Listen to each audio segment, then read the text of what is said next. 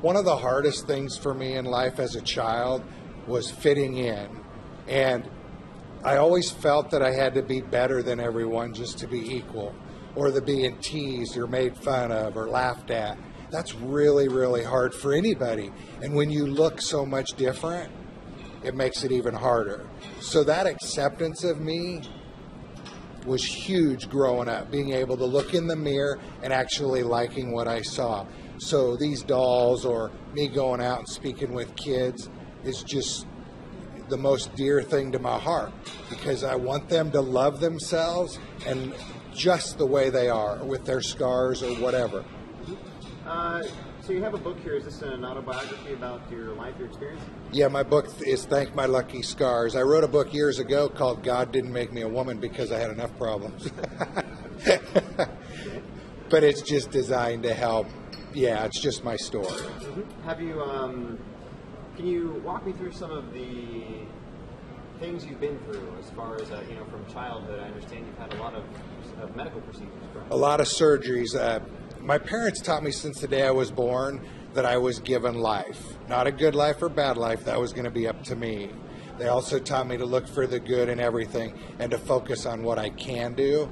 But some of my surgeries, for instance, I had a club hand, and they broke my wrist and then fused it in the straight position, and my thumb they had to move. I didn't have any biceps, so what doctors did is they took the pectoralis muscles and made me biceps. But surgeries were just part of my life. I kind of feel blessed because I don't know what it's like not to have operations every couple years. How many would you say you had? I've had almost 40 surgeries. Wow. Reconstructions of my ankles, my knee, my wrists, and the muscle transplants I told you about. But they all made me better. I'm able, to walk and able to drink a glass of water or even eat by myself. A lot of times high school kids will say to me, how do you see the good in everything? And I'll say, when I get out of bed and I can walk to the bathroom and brush my teeth all by myself, I'm already happy. So it's our perception of things.